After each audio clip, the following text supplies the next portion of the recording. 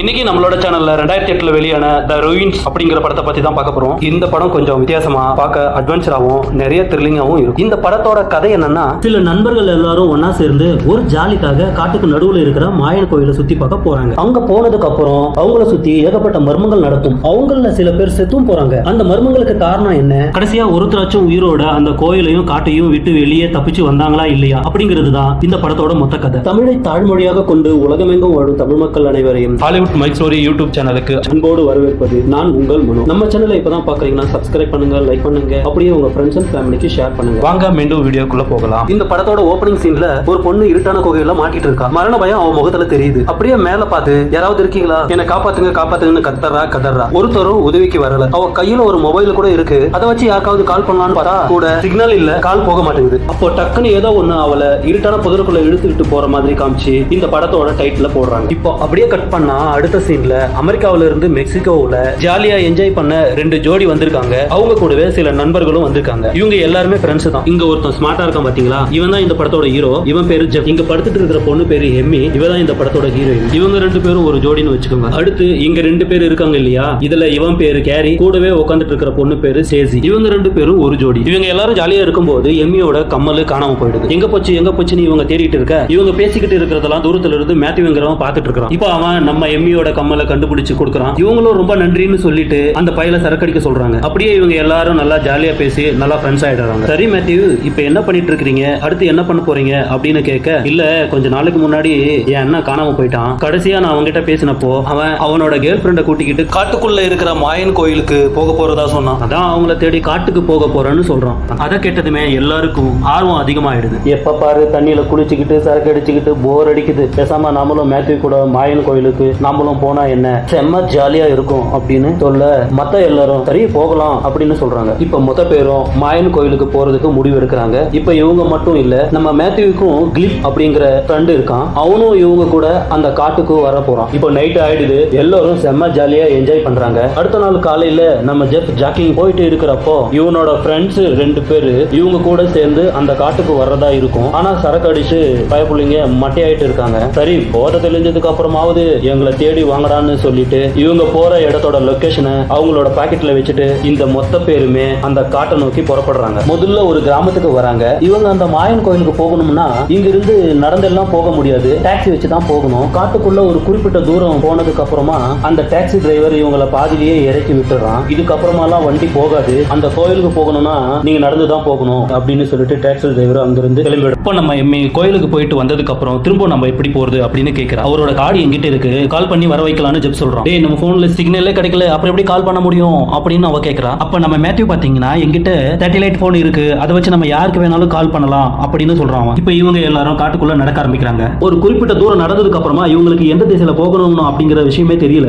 தெரியாம முடிச்சுட்டு இருக்கிறப்போ கொஞ்சம் தூரத்துல ஒரு மேட்டு மேல நின்று 2 குட்டி பசங்க இவங்களே குறுகுறுன்னு பாத்துக்கிட்டு இருக்காங்க. அவங்கள பார்த்ததுமே இவங்க எல்லாரும் ஏ குட்டி பசங்களா எப்படி இருக்கீங்க, இங்க வாங்கன்னு கூப்பிட்டுக்கிட்டே இருக்காங்க. அப்போ நம்ம மேத்யூ கண்ணுக்கு அங்க ஒரு வித்தியாசமான செடி இருக்கிறது தெரியுது. அதுவும் அந்த செடிகள் எப்படி இருக்குன்னா இந்த பக்கம் யாரும் போயிடக்கூடாது அப்படிங்கிறதுக்காகவே வேணும்னே இப்பதான் நட்டு வச்ச மாதிரி இருக்கு. அந்த செடியை புடுங்கி பார்த்தா இவங்க போறதுக்கு ஒரு வழி கிடைச்சிருக்கு. கிடைச்ச வழியா எல்லாரும் நடக்க ஆரம்பிக்கிறாங்க. 2 குட்டி பசங்களை பார்த்தாங்க இல்லையா, நம்ம ஜெஃப் மறுபடியும் அவங்கள திரும்பி பார்க்கறான். அந்த 2 பசங்கள்ல ஒரு பொண்ணு மட்டும் தான் நிக்குது, இன்னொரு குட்டி பையனை காணோம். இப்போ இதெல்லாம் பார்த்தா நம்ம ஜெஃப்க்கு லைட்டா சந்தேகம் வர ஆரம்பிக்குது. பெருசா கண்டுக்காம அவனும் நடக்க ஆரம்பிக்கிறான். அப்ப நம்ம எம்மி, டேய் நம்ம போறது சரியான பாதை தானா, இல்லனா ஏதாவது பெரிய பிரச்சனைல மாட்டிக்க போறோம், எனக்கு ரொம்ப பயமா இருக்கு அப்படின்னு சொல்றான். ஆனா மத்தவங்க எல்லாம் நாங்க இவ்வளவு பேர் இருக்கும்போது உனக்கு என்ன பயம், வா எதுனாலும் பாத்துக்கலாம் அப்படின்னு சொல்லிட்டு நம்ம மேத்யூ கண்டுபிடிச்ச வழியில நடக்க ஆரம்பிக்கிறான். அப்படி நடந்து போறப்ப இவங்க நினைச்ச மாதிரியே அந்த மாயன் கோயிலை கண்டுபிடிச்சிட்டாங்க. அந்த கோயில் பாக்குறதுக்கு பிரமிடு மாதிரியே இருக்கு. அதே நேரத்துல கொடிகள் எல்லாம் படர்ந்து பச்சை பசேல்னு இருக்கு. இதெல்லாம் பார்த்தா இவங்க எல்லாருக்கும் செம ஜாலி ஆயிடுது. எல்லாரும் கோயிலுக்கு முன்னாடி நின்று போட்டோ எடுத்துட்டு இருக்க நம்ம மேத்யூ கோயிலோட உச்சியில ஒரு டென்ட் தெரியுது பாருங்கன்னு. அப்ப திடீர்னு ஒருத்தன் காட்டுக்குள்ளார இருந்து குதிரையில வரான். வந்தவன் குதிரையில இருந்து இறங்கினதும் இவங்களை பார்த்து கண்ணா பின்னான்னு திட்ட ஆரம்பிக்கிறான். அவன் பேசுற பாசை இவங்களுக்கு சுத்தமா புரியவே இல்ல. ஆனா அவன் இவங்களை திட்டிக்கிட்டு இருக்கான் அப்படிங்கிறது மட்டும் தெளிவா புரியுது. இவங்க எல்லாம் அந்த காட்டுக்குள்ளரே வர காட்டுவாசிகள் போல. எதுக்காக அந்த கிழவன் கத்திட்டு இருக்கான், ஒருவேளை காசு ஏதாச்சும் கேட்கறான்னு நம்ம ஜெஃப் பணத்தை காட்டுறான். பணம் எல்லாம் வேணான்னு அந்த கிழவன் சைகை காட்டிட்டு இருக்கான். இப்போ அந்த இடத்துக்கு இன்னும் 2 பேர் குதிரையில வந்து இறங்குறானுங்க. ஒருத்தன் கையில வில்லு அம்பு இருக்கு, இன்னொருத்தன் கையில கத்தி இருக்கு. இப்போ காட்டுவாசிங்க 3 பேரும் ஒன்னா சேர்ந்து பேசிட்டு இருக்க ஜெஃப் பாத்தீங்கன்னா, மேத்யூ உன்னோட அண்ணனை தேடித்தானே நம்ம வந்தோம், அவரோட போட்டோவை எடுத்து காட்டு, கொஞ்சமாச்சும் அவங்க புரிஞ்சுக்கிறாங்களான்னு பாப்போம் அப்படின்னு சொல்றான். இவனும் போன்ல இருக்கிற போட்டோவை காட்டுறான். அந்த போனை வாங்கி வச்சு அவரு பார்த்துட்டு இருக்க போட்டோ எடுக்கிற ஆர்வத்துல நம்ம எம்மி பாத்தீங்கன்னா தெரியாதனமா அந்த கோவில்ல படர்ந்து இருக்கிற கொடி மேல காலை வச்சிடுவா. அதை பார்த்ததுமே அந்த 3 காட்டுவாசிகளுமே கையில ஆயுதத்தை எடுக்கிறானுங்க. எதுக்கு அந்த கொடியை மிதிச்ச அப்படின்னு கோவப்படுறானுங்க, தட்டுறானுங்க. அப்ப நம்ம மேத்யூவோட ஃப்ரெண்டு கிளிப் பாத்தீங்கன்னா, எம்மி முதல்ல உன்னோட கேமராவை கூட போட்டோஸ் எடுக்கிறதுனாலதான் இவங்க கோவப்படுறாங்கன்னு சொல்லி கேமராவை வாங்குறதுக்கு போறான். இவனும் அந்த கொடியை மிதிச்சிடுறான். இப்ப கேமராவை வாங்கின கிளிப் பாத்தீங்கன்னா, இந்த காட்டுவாசி கிட்ட உங்களுக்கு இந்த கேமரா தானே வேணும், இந்தாங்க வாங்கிக்கிங்க, தயவு செஞ்சு எங்களை விட்டுடுங்கன்னு சொல்லிட்டு இருக்க அந்த 3 பேர்ல ஒருத்தன் அம்பை எடுத்து இவன் நெஞ்சிலேயே விடுறான். அந்த கிழவனும் கிளிப்போட நெத்தியிலே டப்புன்னு சுட்டுறான். கிளிப் சம்பவ இடத்திலேயே சாஞ்சி செத்து போறான். அதை பார்த்த மத்தவங்க எல்லாரும் பயந்து நடுங்கி போறாங்க. இப்போ அந்த காட்டுவாசிங்க கையில ஆயுதத்தை எடுத்து எல்லாரும் கோயில் மேல ஏறுங்கடான்னு இவங்களை மிரட்டுறானுங்க. எங்க விட்டா நம்மளே இவனுங்க போட்டு தள்ளிடுவானுங்க அப்படிங்கிற பயத்துல அந்த கோயிலுக்கு மேல எல்லாரும் ஏற ஆரம்பிக்கிறாங்க. அப்ப கீழே அந்த 3 பேர் மட்டும் இல்ல, இன்னும் சில பேர் வரானுங்க, அந்த கோயிலை சுத்தி நிக்கிறானுங்க. இப்ப எல்லாரும் கோயிலுக்கு உச்சிக்கு வந்துட்டாங்க. அங்க பார்த்தா தூர 2 டென்ட் இருக்கு. உள்ள போய் பார்த்தா நம்ம மேத்யூவோட அண்ணன் யூஸ் பண்ண எல்லா பொருளும் அங்க இருக்கும். மேத்யூ அண்ணனோட கேர்ள் ஃபிரெண்ட் இருப்பா இல்ல, அவளோட டென்ட் இருக்கும். உள்ள போய் பார்த்தா அங்கேயும் யாரும் இல்ல. சரி, கீழே இருக்கிறவங்கள பார்த்தா கொலக்காரனுங்களா இருப்பானுங்க போல. இந்த இடத்தை விட்டு எப்படியாவது தப்பிச்சாகணும். கேரி உன்னோட போன்ல சிக்னல் கிடைக்கதா பாருடா அப்படின்னு ஜெப் சொல்ல, அவன் போன்ல சுத்தமா சிக்னல் கிடைக்கல. மேத்யூ உங்ககிட்ட தான் சேட்டலைட் போன் இருக்கு, குடுடான்னு கேட்டா, டேய் அந்த போன் என்கிட்ட இல்லடா, கீழே இருக்கிற கிழவங்கிட்ட கொடுத்துட்டேன் அப்படின்னு சொல்றான். போச்சு, இப்போ போனும் பண்ண முடியாது, உதவி செய்யவும் ஆள் இல்ல. இப்போ என்ன பண்றதுன்னு தெரியாம அவங்க முடிச்சிட்டு இருக்க அந்த கோயிலோட மத்தியில கீழே போக குகை மாதிரி ஒரு வழி இருக்கு. நம்ம கிணத்துல கயிறு தொங்க வச்சிருப்போம்ல, அங்கேயும் அதே மாதிரி ஒரு செட்டப் இருக்கு. இப்ப எல்லாரும் ஆளுக்கு ஒரு மூலையில நின்று எட்டி பாக்குறப்போ இந்த காட்டை சேர்ந்த எல்லா காட்டுவாசிகளும் இவங்க இந்த கோயிலை விட்டு தப்பிச்சு போயிடக்கூடாது அப்படிங்கிறதுக்காக பலத்த ஆட்களோட காவல் காத்து நிக்கிறானுங்க. ஒருத்தன் கோயில் விட்டு இறங்கினா சங்குதான். இப்ப ஏதாச்சும் நம்ம மேத்யூ அங்க இருக்கிற புதரை பாக்குறப்போ அங்கே 2 ஷூ தெரியுது. அந்த புதரை விளக்கிட்டு பாக்குறான். அவனுக்கு ஒரு பெரிய ஷாக்கு. அவன் அண்ணனை தேடி வந்தான் இல்லையா,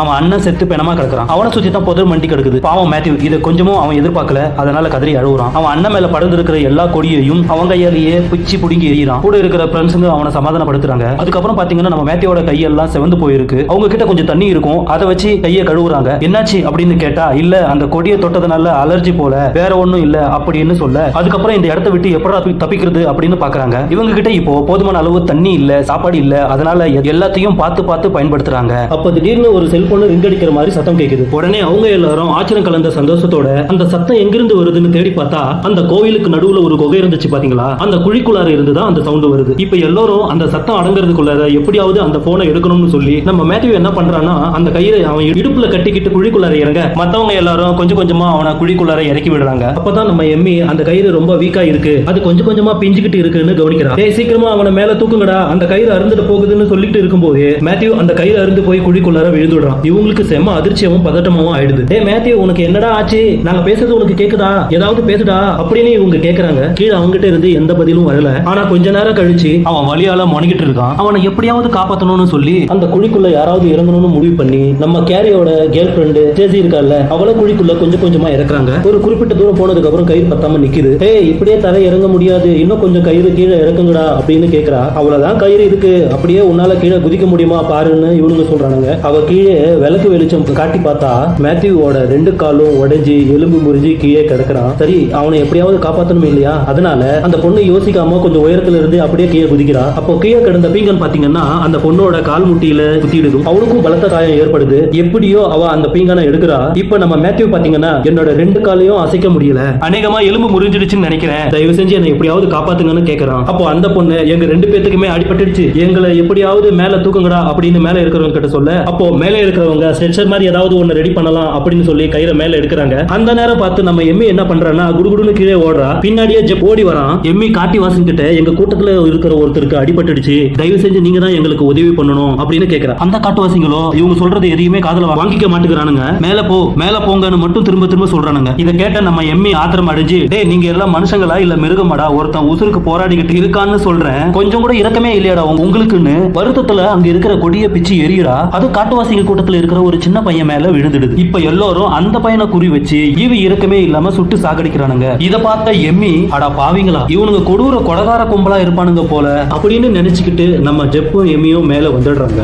இப்போ ஈவினிங் ஆகுது. குழிக்குள்ளார இருக்கிற 2 பேரையும் மேல கொண்டு வர ஒரு சின்ன ஸ்ட்ரெச்சர் மாதிரி ஒன்னு ரெடி பண்றாங்க. அப்போ மறுபடியும் பாத்தீங்கன்னா அந்த மொபைல் ரிங் அடிக்கிற சத்தம் கேக்குது. உடனே மேல இருக்கிறவங்க கீழே இருக்கிற ஸ்டேஜ் கிட்ட அந்த மொபைல் எங்க இருக்கு தெரியுதா பாருன்னு சொல்றாங்க. இவனும் விளக்கு வெளிச்சத்தை அந்த பக்கம் இந்த பக்கம் காட்டி பாக்குறா. அங்க இருக்கிற கொடிங்க எல்லாம் அசைஞ்சுக்கிட்டு இருக்குங்க. அப்போ ரிங் அடிக்கிற சத்தமும் நின்னு போயிடுது. இப்போ இவங்க ரெடி பண்ணாங்க இல்லையா ஒரு ஸ்ட்ரெச்சர், அதுல ஏறி எம்மி கீழே அவங்க 2 பேரையும் காப்பாத்த அவளும் குழிக்குள்ளார இறங்குறா. இப்போ ஒரு வழியா மேத்யூவை தூக்கி ஸ்ட்ரெச்சர்ல போட்டு குழிக்குள்ளார இருந்து ஒவ்வொருத்தரா 3 பேருமே மேல வந்துடுறாங்க. அதுக்கப்புறம் மேத்யூவோட காலை செக் பண்ணி பார்த்த ஜெப்பு இவரோட 2 காலும் உடைஞ்சு போச்சு. இவரால காலை சுத்தமா அசைக்க முடியாது. நமக்கு இருக்கிற ஒரே வழி என்னோட ஃப்ரெண்ட்ஸ் 2 பேர்கிட்ட நாம இங்க வந்திருக்கோம்னு இந்த லொகேஷன் அவங்களுக்கு கொடுத்துட்டு வந்திருக்கேன். அவங்க நாளைக்குள்ள இங்க வந்துட்டாங்கன்னா நம்ம கண்டிப்பா இந்த இடத்தை விட்டு தப்பிச்சு வெளியே போயிடலாம் அப்படின்னு நம்ம ஜெப் சொல்றோம். அதுக்கப்புறமா அந்த கோயிலுக்கு மேல மேனுவலா ஹேண்டில் பார்ல சுத்தி எலக்ட்ரிக் வர வைப்பாங்க இல்லையா, அது மாதிரி ஒரு செட்டப் இருக்கும். நம்ம கேரி அதை சுத்தி இப்ப பவரை வர வைக்கிறோம். சரி, ராத்திரி நேரம் இப்போ அந்த காட்டுவாசிங்க போயிட்டு இருப்பாங்க, இப்போவாது தப்பிக்கலாம் அப்படின்னு பார்த்தா அவனுங்க அந்த இடத்தை விட்டு போற மாதிரி தெரியல. அந்த இடத்தை விட்டு அசையாம இருக்கானுங்க. அவனுங்களோட நோக்கம் இவங்க இந்த இடத்தை விட்டு தப்பிச்சு போகவே கூடாது, அவ்வளவுதான். அடுத்த நாள் காலையில விடியுது. நம்ம ஸ்டேஜி தூங்கி எழுந்ததும் அவளோட பெட்ஷீட் விலைக்கு அடிப்பட்ட காலை பாக்குறா. உடனே அதிர்ச்சி அடைகிறான். அவ காலை சுத்தியும் அந்த கொடிங்க படர்ந்திருக்கு. அதுவும் எப்படின்னா அடிப்பட்ட காயத்துக்குள்ளார ஊடுருவி உள்ள தோல் வரைக்கும் அந்த கொடிங்க போயிருக்கு. நம்ம கேரி அவளுக்கு உதவி பண்றான். அந்த கொடியை பிச்சு புடுங்கி எறிகிறோம். அதே நேரத்துல நம்ம மேத்யூவும் என்ன காப்பாத்துங்க என்ன காப்பாத்துங்க அப்படின்னு கத்துறான். என்னாச்சு அப்படின்னு கேட்டுக்கிட்டு எம்மி அவனோட பெட்ஷீட் விலைக்கு பார்த்தா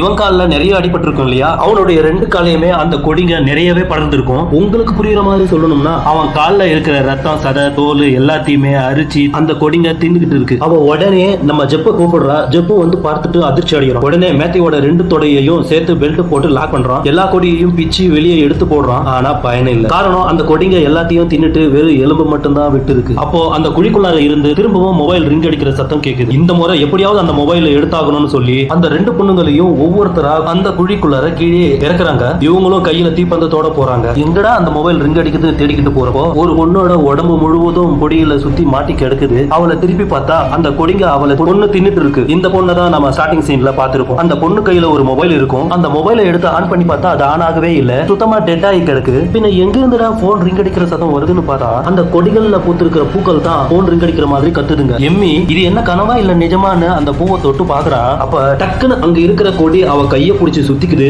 எம்மி அதிர்ந்து போய் விடுவிக்க இப்போ அந்த கொடிங்க இவங்க கையை காலுன்னு எல்லாத்தையும் புடிச்சு இழுக்குதுங்க. இப்போ அங்க இருக்கிற பூக்கள் எல்லாமே ஒன்னா சேர்ந்து போன் ரிங் சத்தத்தையே கத்துதுங்க. இப்போ அந்த 2 பொண்ணுங்க மரண பயத்துல இந்த இடத்த விட்டு தப்புச்சா போதுடா சாமின்னு சொல்லி 2 பேரும் ஓடுறாங்க. அந்த கொடிகளும் இவங்களை விடுறதா இல்ல, விடாம துரத்துதுங்க. இவங்க போராடி எப்படியே கழுத்து கிட்ட வந்து ஏறி மேல வரும்போது அந்த கொடிகளும் அவங்கள பின்னாடியே துரத்தி வரும் பாரு. ஐயோ இவங்க எப்படியாவது தப்பிச்சிடணும் அப்படிங்கிற டென்ஷனை நமக்கே கொடுத்துடுவாங்க. ஒரு வழியா அந்த 2 பொண்ணுங்களும் தப்பிச்சு மேலே வந்துட்டாங்க. மேலே இருக்கிற நம்ம ஜெஃப்பும் கேரியும் உள்ள அப்படி என்னத்தை தான் பாத்தீங்க, இப்படி பயந்து போய் அலங்கடிச்சுட்டு வரீங்க அப்படின்னு கேட்க, டேய் உள்ள போன் இருக்கிறதா நினைச்சதே தப்புடா, உள்ள போன் ரிங் ஆகல, உள்ள போன் ரிங் ஆகுற கொடுத்தது அந்த கொடியில இருக்கிற பூக்கள் தான். அங்க இருக்கிற எல்லா கொடிகளும் அசையும் உயிரினங்களின் உணர்வோடு இருக்குங்க. கொடிங்க எல்லாம் அசையுதுங்க, நகருதுங்க, இழுக்குதுங்க. அவ பயத்துல எம்மி சொல்லிக்கிட்டே போ, தயவு செஞ்சு இனிமே இங்க ஒரு நிமிஷம் கூட இருக்க வேண்டாம், நம்ம உடனே கிளம்பி ஆகணும் அப்படின்னு எம்மி சொல்றா. பைத்தியமா நீ சொல்ற மாதிரி நாம இந்த கோயிலை விட்டு கீழே இறங்கினா அந்த காட்டுவாசிங்க நம்மள அங்கேயே கொண்டுடுவாங்க அப்படின்னு ஜெப் சொல்றான். அப்போ கேரி நான் உதவி பண்றேன், எப்படியாவது நம்ம இங்க இருந்து தப்பிச்சு போயிடலாம் சொல்றான். டேய் நான் சொல்றது உனக்கு புரியலையா,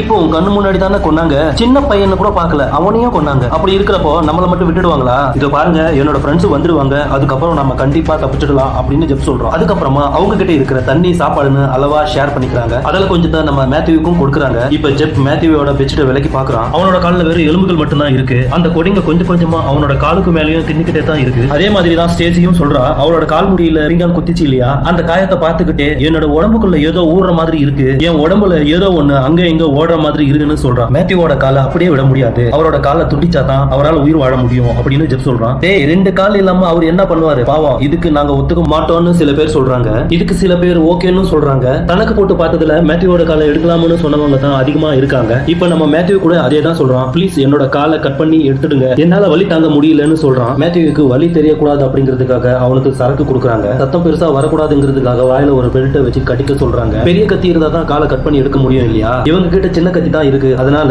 என்ன பண்றாங்கன்னா ஒரு கல்லை சூடு பண்ணி அந்த கல்லை தூக்கி 2 கால் எலும்புகளையும் ஓடிக்கிறாங்க. மேத்யூ துடிக்கிறான். ரத்தம் வெளியே வராம இருக்க பிரெட் சூடு பண்ற பேன் எடுத்து மேத்யூவோட கால் முனைகள்ல சூடு வைக்கிறான். இந்த சீன் எல்லாம் நம்மளால பார்க்கவும் முடியாது, இந்த சீன் எல்லாம் காட்டவும் கூடாது. ஆனா படத்துல பாத்தீங்கன்னா செம கொடூரமா இருக்கும், உடம்பெல்லாம் நடுங்கி போயிடும். இப்ப துண்டாக்கி கிடக்கும் கால் எலும்புகளை கூட அந்த கொடிங்க விடல, அது எல்லாத்தையும் அதுங்களோட புதற்குள்ளேயே இழுத்துக்கிட்டு போகுதுங்க. அதையும் திங்க ஆரம்பிக்குதுங்க. இப்ப ராத்திரி ஆயிடுது. இந்த நேரத்துல நம்ம ஜெஃப் பாத்தீங்கன்னா அந்த காட்டுவாசிகளை எப்படியாவது ஏமாத்த முடியுமான்னு முயற்சி பண்றான். ஆனா இவன் ஒரு அடி எடுத்து வச்சா அவங்களும் ஒரு அடி எடுத்து வைக்கிறானுங்க. அந்த அளவுக்கு அவங்க ரொம்ப தெளிவா இருக்கிறானுங்க. இப்போ மேல 2 பொண்ணுங்களும் தூங்கிட்டு இருக்க நம்ம கேரி பாத்தீங்கன்னா வெளியே உட்காந்துட்டு இருப்பான். நம்ம எம்ஐ பாத்தீங்கன்னா மனசு வருத்தமாயி எழுந்து வந்து கேரி கூட பேசிட்டு இருப்பா. தூங்கிக்கிட்டு இருக்கிற கேரியோட கேர்ள் ஃப்ரெண்டுக்கு ஏதோ தப்பா கேக்குது.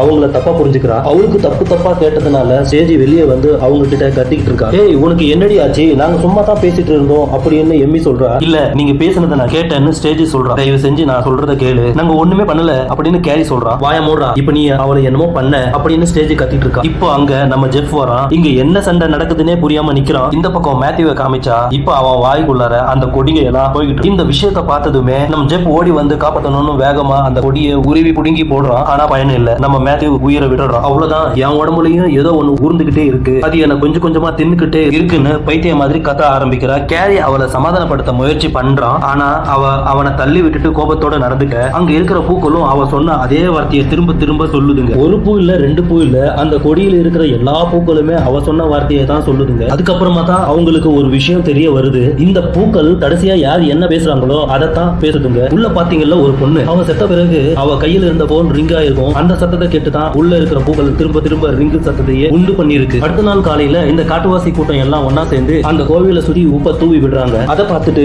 எதுக்காக இவங்க உப்பு கொட்டுறாங்கன்னு எம்மி கேக்குறா. அதுக்கு உப்பு கொட்டுற இடத்துல எல்லாம் இந்த செடி கொடி எல்லாம் வளராது, அதனாலதான் அவங்க கொட்டுறாங்க அப்படின்னு சொல்றோம். இப்ப நம்ம கேரி அவங்கள ஒரு நிமிஷம் டென்ட்டுக்குள்ள வாங்கன்னு கூப்பிடுறான். உள்ள போய் பார்த்தா அந்த பொண்ணு லைட்டா துணியை விலைக்கு காட்டா. அவ உடம்புக்குள்ளார அந்த கொடி பாம்பு போல புழு போல அது நெளிஞ்சிட்டு இருக்கு. இதுக்கு மேலேயும் இதை இப்படியே விட்டா அந்த கொடிங்க அவ உடம்பு முழுக்க பரவிடும். அதை உடனே வெளியே எடுத்தாகணும்னு முடிவு பண்றாங்க. உடனே அவளோட வாயிலையும் சரக்கு ஊத்தி விடு. அவ உடம்புல எங்கெல்லாம் கொடிங்க இருக்கோ அங்க எல்லாம் கத்தியால கீறி உள்ள இருக்கிற கொடியை வெளியே எடுக்கிறாங்க. தேஜி பயங்கரமா கத்துவா. அந்த சத்தத்தை விட அந்த காட்சி ரொம்ப கொடூரமா இருக்கும். இப்போ ஓரளவு அந்த பொண்ணோட உடம்புல இருந்த கொடியை நம்ம ஜெஃப் எடுத்துட்டான். இப்ப நீ எதுக்கும் கவலைப்படாத, உன் உடம்புல இருந்து எல்லாத்தையும் எடுத்தாச்சுன்னு எல்லாரும் சொல்ல, இல்ல அது இன்னும் என் உடம்புக்குள்ளார இருக்கு, அது மண்டக்குள்ளேயும் மூளைக்குள்ளேயும் இருக்கிறது என்னால உணர முடியுதுன்னு சொல்றா. இத பாரு, இப்பவே நீ ரொம்ப வீக்கா இருக்க, நீ கண்டதை நினைச்சு கவலைப்படாதன்னு கொஞ்ச நேரம் தூங்கினா சரியாயிடும்னு சொல்லி அவளை டென்ட்டுக்குள்ள சமாதானப்படுத்தி தூங்க வைக்கிறாங்க. அப்படியே தூங்கிட்டு இருந்தவ எழுந்து வெளியே வர ஒரு பேக்ல கத்தியை தேடி எடுத்துக்கிட்டு என்னவோ பண்ண போறான்னு நமக்கு தோண டென்ட்டுக்குள்ள இருந்தவங்க கண்முழிச்சு எழுந்து வெளியே வராங்க. வந்து பார்த்தா ஸ்டேஜி தன் உடம்பு முழுக்க அந்த கொடி எங்க எல்லாம் ஊறுற மாதிரி தோணுதோ அங்க எல்லாம் கத்தியால கீறி வச்சிருக்கா. எல்லாரும் அதிர்ந்து போறாங்க. அப்போ நம்ம ஜெப் கிட்ட போய் நீயா எதுவும் பண்ணாத, பிளீஸ் கத்திய கொடுன்னு கேக்குறான். அப்போ ஸ்டேஜ் கத்தியால சரக்குன்னு இழுக்க நம்ம ஜெப்போட கையை அறுத்துடுது. அடுத்து நம்ம கேரி போய் இத பாரு ஸ்டேஜ், நான் சொல்றத கேளு, கத்திய கொடுன்னு கேட்டுக்கிட்டு இருக்கும் போதே அவன் நெஞ்சிலேயே கத்திய இறக்குறா. பையன் சம்பவ இடத்துலயே துடிச்சு இறந்து போறான். கேரி செத்த உடனேயே அந்த கொடிங்க எல்லாம் ஒன்னா சேர்ந்து அவன் பாடிய புதருக்குள்ள எடுத்துக்கிட்டு போகுதுங்க. அடுத்து அப்படியே இந்த பக்கம் உடம்பு முழுக்க கீறல் பட்ட ஸ்டேஜ் சொல்றா, என் உடம்பு முழுக்க அந்த கொடிங்க பரவிக்கிட்டு தான் இருக்கு, என்னால வலி தாங்க முடியல, பிளீஸ் என்ன கொன்னுடுங்கன்னு கெஞ்சிரா கதறா. இப்படிப்பட்ட வலியை அவ அனுபவிக்கிறதுக்கு அவ செத்து போறதே மேல்னு சொல்லிட்டு நம்ம ஜெப் கத்திய கையில எடுக்கிறான். ஸ்டேஜையும் கொன்னுடுறான். இப்போ மிச்சம் இருக்கிறது இவங்க ரெண்டு பேரும் மட்டும் தான். இந்த இடத்துல இருந்து ரெண்டு பேரும் சாகிறதுக்கு யாராவது ஒரு ஆளாச்சும் தப்பிச்சா பரவாயில்லன்னு சொல்லிட்டு நம்ம ஜெப் ஒரு யோசனை சொல்றான். இந்த காட்டுக்குள்ள வரப்பவே பாத்தீங்கன்னா மேத்யூவோட அண்ணனோட கார் அங்க நிக்கும். அந்த கார் கீ டென்ட்டுக்குள்ள இருக்கும். அதை இப்ப நம்ம எம்மி கிட்ட கொடுத்து, இப்ப நீ செத்து போன மாதிரி உன் உடம்பு முழுக்க ரத்தத்தை தடவி வச்சிடுறேன், அதுக்கப்புறமா உன்னோட பாடிய கீழே கொண்டு போற மாதிரி கொண்டு போயிட்டு அவங்க கிட்ட எதையாவது பேசி அவங்கள திசை திருப்புறேன், அப்ப கிடைக்கிற சின்ன கேப்பை பயன்படுத்தி இந்த காட்டை விட்டு அந்த காரை எடுத்துக்கிட்டு தப்பிச்சு போயிடுன்னு ஜெப் சொல்றான். எம்மிக்கு இது கொஞ்சம் கஷ்டமான விஷயம் தான், ஆனா வேற வழி கிடையாது. ரெண்டு பேரும் சாகிறதுக்கு ஒருத்தராவது தப்பிக்கிறது எவ்வளவு மேல் இல்லையா? இப்ப பிளான் பண்ண மாதிரியே அவ உடம்பு முழுக்க ரத்தத்தை தடவி கீழே கொண்டு வரான். அவளை தரையில படுக்க வச்சுட்டு அங்க இருக்கிற காட்டுவாசிங்க கிட்ட கொஞ்சம் கொஞ்சமா பேச்சு கொடுக்கான். அவங்கள திசை திருப்புற கேப்ல எம்மி எழுந்திரிச்சு ஓட ஆரம்பிக்கிறா. எம்மி ஓடுனது தெரிஞ்சதும் ஹீரோவோட நெஞ்சிலேயே அம்பா விடுறானுங்க. ஹீரோவும் சம்பவ இடத்திலேயே செத்து போறான். எம்மியும் உயிர் பயத்துல ஓடுறா. இவனுங்களும் அவளை விட்ட பாடில்ல, பின்னாடியே துரத்திக்கிட்டு வரானுங்க. இந்த பக்கம் செத்து போன நம்ம ஹீரோவோட உடம்ப அந்த கொடிங்க வந்து இழுத்துட்டு போகுதுங்க. அப்படியே இந்த பக்கம் நம்ம ஹீரோயின் கார் கிட்ட போய் காரை ஸ்டார்ட் பண்றா. கார் ஸ்டார்ட் ஆகல, பழைய கார் இல்லையா, மறுபடியும் ட்ரை பண்றா. எப்படியோ ஒரு வழியா கார் ஸ்டார்ட் ஆகிடுது. வேகமா அந்த இடத்தை விட்டு கிளம்புறா. அப்பாடா நம்ம எப்படியோ இந்த இடத்தை விட்டு தப்பிச்சுட்டோம்னு நினைச்சுக்கிட்டு போகும்போது அப்படியே அவ முகத்தை காட்டுறாங்க. அவ முகத்துல அந்த கொடி படுற மாதிரி காட்டி அந்த சீனை அப்படியே கட் ஆகுது. இவனும் அந்த கொடியால பாதிக்கப்பட்டிருக்கா. அப்படியே அடுத்த சீன்ல நம்ம ஹீரோ இந்த காட்டுக்கு வர்றதுக்கு முன்னாடி ரெண்டு ஃப்ரெண்ட்ஸுக்கு லொகேஷனை கொடுத்துருப்பான் இல்லையா, அந்த லூசு பையனுங்க இப்பதான் வரானுங்க. அவனுங்க ரெண்டு பேரும் மாயன் கோயில் முன்னாடி நிக்கிறப்போ இந்த படம் முடியுது. இந்த படத்துல அப்படி என்ன சொல்ல வராங்கன்னா, மாயன் கோயில்னு சொல்லப்படுற அந்த பிரமிடு உள்ளேயும் வெளியேயும் மனித உயிரினங்களையே தின்னக்கூடிய கொடூரமான கொடி வளர்ந்துகிட்டு இருக்கு. அது இந்த காடு புறாவும் பரவிடக் கூடாதுன்னு தான் காட்டுவாசிங்க கோயிலை சுத்தியும் உப்பு கொட்டி வளராம தடுக்கிறாங்க. இந்த கொடி எப்படின்னா வைரஸ் மாதிரி தான், மனுஷ உடம்புல பரவி உடம்பையே தின்னக்கூடியது. உடம்பு விட்டு வெளியே வந்து எங்க தரையில விழுந்துட்டாலும் அப்படியே தரையில படர்ந்து உயிர் பெற்று வளரக்கூடியது. அதனாலதான் காட்டுவாசிங்க மனுஷங்க மூலமா இந்த உலகம் முழுக்க இந்த கொடிங்க வளர்ந்து பரவிடக் கூடாதுன்னு தான் இந்த கோவிலுக்கு வந்து அந்த கொடியை தொட்ட எல்லாரையும் வெளியே போக விடாம தடுக்கிறாங்க, அங்கேயே சாகடிக்கிறாங்க. இந்த படத்துல கோவிலுக்கு வந்த எல்லாருமே அந்த கொடியை தொட்டு இருப்பாங்க, ஹீரோயின் உள்பட. அதனாலதான் நம்ம ஹீரோயின் மூலமா இந்த உலகம் முழுக்க அந்த கொடி படர போகுது அப்படின்னு சொல்லி படத்தை முடிச்சிருப்பாங்க. இந்த படம் எனக்கு ரொம்பவே பிடிச்ச படம். கண்டிப்பா இது உங்களுக்கும் பிடிச்சிருக்கும் நான் நம்புறேன். அப்படி உங்களுக்கு பிடிச்சிருந்தா கமெண்ட் பாக்ஸ்ல கமெண்ட் பண்ணுங்க.